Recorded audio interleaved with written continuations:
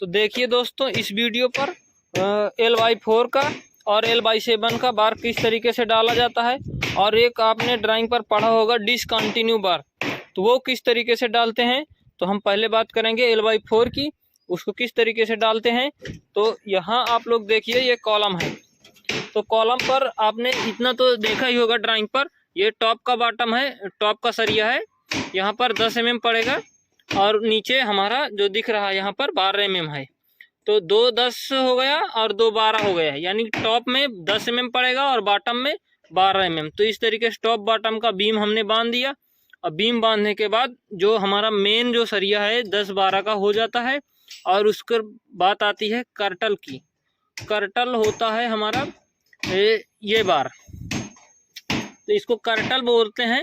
ये बार कितना कैसे डाला जाता है, इसको L/4 से डाला जाता है, L/3 से डाला जाता है। तो इस तरीके से इसको किस तरीके से हम माप इसका निकालते हैं, तो वो हम आपको बताएंगे। तो सबसे पहले हमारा कॉलम का ये बाहर का फेस है, ये बाहर का फेस, ये बाहर का फेस पकड़ेंगे, और दूसरी तरफ जहाँ पर हमारी बीम फंसाई जाती है, जहाँ पर हमारा उसका ये दूसरा कॉलम रहता है, ये अब ये देखिए इसका पोजीशन उस तरीके से है और ये इसका पोजीशन इस तरीके से। तो हम बाहर बाहर टेप पकड़ेंगे, तो टेप पकड़ने के बाद हमको क्या है, ये माप लेना पड़ेगा। तो पूरा बाहर बाहर टेप से माप ले लेते हैं, और माप ले लेने के बाद जब हम L/4 निकालेंगे, तो इसमें जितनी भी माप होगी उसमें हम क्या चौथा हिस्सा निकालेंगे। चौथा हिस्सा किस तरीके से निकालना है, यदि आपको नहीं आता तो हमारा दूसरा एक वीडियो है, तो उसमें आप देख सकते हैं किस तरीके से चौथा हिस्सा निकालना है। तो मान लीजिए हमारा, मैं आपको बता देता हूँ थोड़ा बहुत। मान लीजिए हमारा ये 10 फीट है, तो 10 फीट में चौथा हिस्सा हमारा कितना हो गया, 2.5 फीट। अगर 20 फीट मिलता है तो 5 फीट हो जाता है। तो इस तरीके से आप भाग दे करके चौथा हिस्सा निकाल सकते हैं। तो कैंटिलीवर का जो बार होता है वो अलग तरीके से डालते हैं, लेकिन ये हमारा कर्टल है L/4 से, तो इसको चौथा हिस्सा डालेंगे। और चौथा हिस्सा हमारा कहाँ से होगा, कॉलम के बाहर से, ये बाहर से। तो एक कॉलम के बाहर से हम पूरा टेप माप लेंगे और उसमें चौथा हिस्सा डालेंगे। तो चौथा हिस्सा हमारा ये, अगर इसका पोजीशन इस तरीके से चेंज है इसका, तो आप इसकी साइज़ थोड़ा सा बड़ा कर देंगे तो चलेगा, लेकिन छोटा नहीं होना चाहिए चौथे हिस्से से, नहीं तो फिर आपको आर्किटेक्ट जो होता है स्टील डिजाइनर, वो आपको वहाँ पर दूसरा एक बार कटिंग करके डालने को बोल सकता है। तो इसलिए थोड़ा बहुत बड़ा हो जाएगा तो चलेगा, लेकिन छोटा बिल्कुल भी नहीं डालना। अब बात करेंगे हम डिसकंटिन्यू बार की। तो आपने अक्सर देखा होगा डिसकंटिन्यू बार किस तरीके से डालते हैं। तो डिसकंटिन्यू बार हमारा होता है ये। अब यहाँ से देखिए, यहाँ एक दूसरी बीम है, ये मान लीजिए बीम हमारी B1 है, ये बीम हमारी B1 है। B1 में हमारा 2 12 2 10 दिया है टॉप बॉटम पर, और हमने एक कर्टल भी डाल दिया है इस तरीके से B1 का। B1 में 12 mm दिया है। और यहाँ पर आप लोग देखिए, यहाँ पर ये मान लीजिए बीम हमारा इस कॉलम से आगे का कॉलम तक B2 है। तो B2 का जो मेन तरीका है उसमें भी 10 दिया है और 2 12 दिया है। तो टॉप बॉटम का हमारा बीम का हो गया, और रहेगा बात कर्टल की। तो टॉप का जो कर्टल है हमारा, उसमें क्या है, ये 12 mm दिया है, ये 12 mm है। तो L/4 से हमने यहाँ तक 12 mm का डाल दिया, और यहाँ से ये यहाँ से भी हमारा यहाँ से इस तरीके से डाल दिया L/4 का 12 mm। तो 12 mm इसको किस तरीके से डालना है, ये लंबा बार हमारा दोनों तरफ आधा आधा जाएगा। यदि आपकी B1 का लॉन्ग लेंथ है बीम का, तो आप ये साइड को, मतलब जिस साइड पे आपका लॉन्ग लेंथ है, ज़्यादा बीम लंबाई उसकी ज़्यादा है, तो उसको एक साइड बढ़ा सकते हैं। इसलिए इसको थोड़ा बड़ा काटना है और एक साइड बड़ा करके उसको L/4 से डालना है। तो ये होता है हमारा L/4।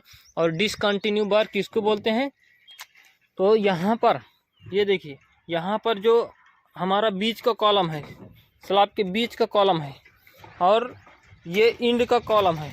तो यहाँ से भी आप निकाल दिया L/4 का। ये देखिए, यहाँ से हमारा L/4 का ये एक सरिया पड़ा हुआ है, ये तो L/4 का ये हो गया। और यहाँ आप देख सकते हैं ये L/4 का डाल दिया। अभी हम बात करेंगे डिसकंटिन्यू बार की। तो ये देखिए यहाँ पर भी L/4 का सरिया पड़ा हुआ है। ये L/4 का सरिया पड़ा हुआ है, कोई दिक्कत नहीं है।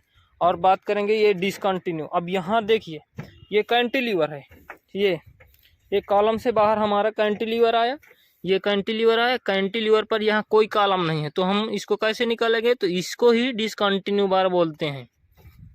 ये देखिए यहाँ से इसको डिसकंटिन्यू बार बोलते हैं। L/4 से ये भी डाला जाएगा बाहर के फेस से, इस तरीके से ये डिसकंटिन्यू बार इसको भी बोलते हैं। तो इस तरीके से आप देखिए, समझिए, ड्राइंग को पढ़ना सीखिए।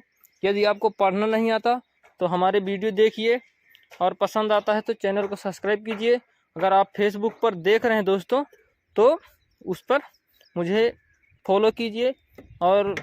और भी आपने देखा होगा कि L/4 से बैंडअप, तो बैंडअप इस तरीके से होता है। तो हम अभी आपको बताएंगे L/7 किस तरीके से निकालना है।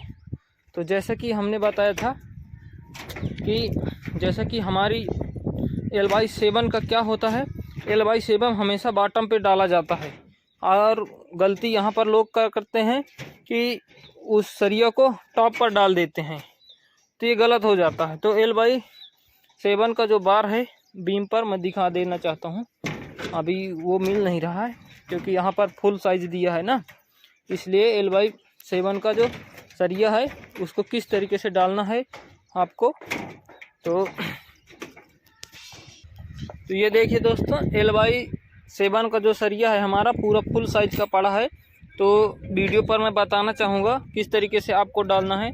तो ये L/4 का हमेशा टॉप में डालें, ये टॉप में कटर डालें। और L/7 का यहाँ नीचे बॉटम पर पड़ता है, यहाँ आप लोग देख सकते हैं, ये नीचे बॉटम पर पड़ता है L/7 का। तो ये देखिए पूरा बार यहाँ पर कचरा बहुत है, इसको निकालना पड़ेगा पानी मार करके। तो यहाँ नीचे के टॉप में, नीचे साइड में यहाँ पर L/7 पड़ेगा। तो 7 को किस तरीके से निकालना है, उसमें क्या रहता है कि कॉलम के बाहर फेस से हमको ये भी नापना है।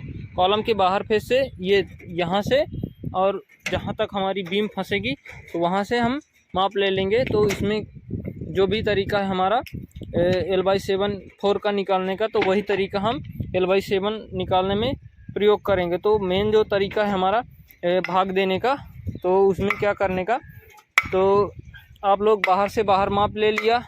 तो उसमें क्या है कि जैसा कि हमारा 20 फीट है या 10 फीट है, तो 10 फीट में आपको तो पता है कि 7वां हिस्सा डालने का है। तो हमारा जो बॉटम पर डालेंगे 7वां हिस्सा, तो इस तरीके से आप लोग कैलकुलेटर करके निकाल सकते हैं।